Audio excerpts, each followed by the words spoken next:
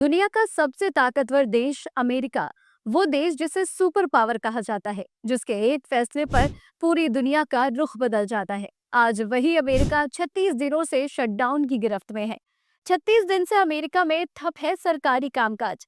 हजारों कर्मचारी बेरोजगार जैसे हालात में हैं और दुनिया हैरान है कि आखिर क्या हो रहा है ये अमेरिका में। नमस्कार, एएस लाइव देख रहे हैं आप। मैं हूं आपके साथ कल्पना और आज बात कर रहे हैं उस शटडाउन की जिसने अमेरिका की साख पर एक बड़ा सवाल खड़ा कर दिया है। सरकारी दफ्तरों से लेकर के व्हाइट हाउस के गलियारों तक हर तरफ सन्नाटा है। अमेरिका का ये ठहराव सिर्फ एक प्रशासनिक संकट नहीं, बल्कि लोकतंत्र की ताकत पर भी सवाल बन गया है और इसका असर पूरी दुनिया की अर्थव्यवस्था पर पड़ रहा है। इस बारे में जानते हैं विस्तार से। खबर के अंत तक बने रहें और अपनी राय भी हम तक जरूर पहुंचाएं। तो सबसे पहले बात कि आखिर क्या है ये शटडाउन। दरअसल जब अमेरिकी संसद किसी फंडिंग बिल को पास नहीं कर पाती तो सरकार के पास पैसा खत्म हो जाता है और कई विभागों का काम रुक जाता है। इसे ही कहा जाता है गवर्नमेंट शटडाउन। लेकिन इस बार ये मामला सिर्फ कागजी नहीं बल्कि बहुत बड़ा है। राष्ट्रपति डोनाल्ड ट्रंप और विपक्षी डेमोक्रेटिक पार्टी के बीच स्वास्थ्य बीमा फंड को लेकर के जबरदस्त टकराव चल रहा है। क्यों हुआ शटडाउन? तो ट्रंप प्रशासन हेल्थ केयर प्रोग्राम की सब्सिडी बढ़ाने को तैयार नहीं है। ये वही योजना है जिससे करीब 2 करोड़ अमेरिकी नागरिकों को सस्ती दरों पर स्वास्थ्य बीमा यानी कि हेल्थ इंश्योरेंस मिलता है। तो अब इस पर विपक्ष का कहना है कि जब तक ये सब्सिडी बहाल नहीं की जाएगी, कोई भी समझौता नहीं किया जाएगा। ट्रंप की बात करें तो ट्रंप और इनकी रिपब्लिकन पार्टी का कहना है कि पहले सरकार को फिर से खोला जाए, तभी बातचीत होगी। अब ऐसे में दोनों तरफ जिद है और बीच में फंसे हैं अमेरिका के करोड़ों नागरिक। राजनीतिक रास्ताकशी का नतीजा पूरा देश ठप। अब जरा इस शटडाउन का असर समझिए। 14 लाख सरकारी कर्मचारी बिना वेतन के घर पे बैठे हैं। कई लोग तो कर्ज लेकर के अपना रोजमर्रा का खर्च चला रहे हैं। सरकारी सेवाएं जैसे पासपोर्ट हो गया, वीजा, टैक्स विभाग, सुरक्षा जांच, ये सब धीमे हैं या फिर बंद है।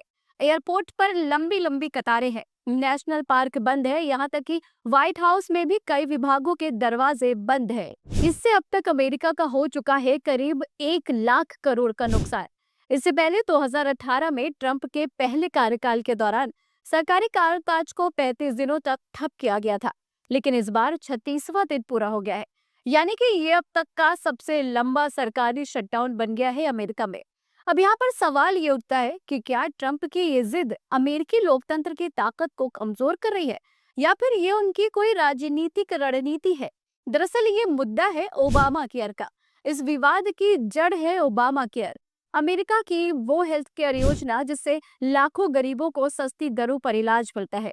डेमोक्रेटिक पार्टी चाहती है कि ये योजना जारी रहे, लेकिन ट्रंप का कहना है कि ये योजना खर्चीली है और असरदार भी नहीं है।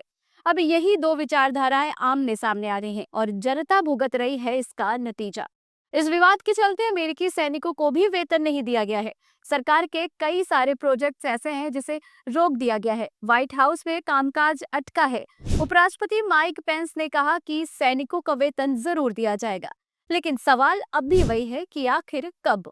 अब तक 13 बार अमेरिकी संसद में ये बिल पेश हो चुका है, लेकिन हर बार चर्चा अधूरी रह गई है।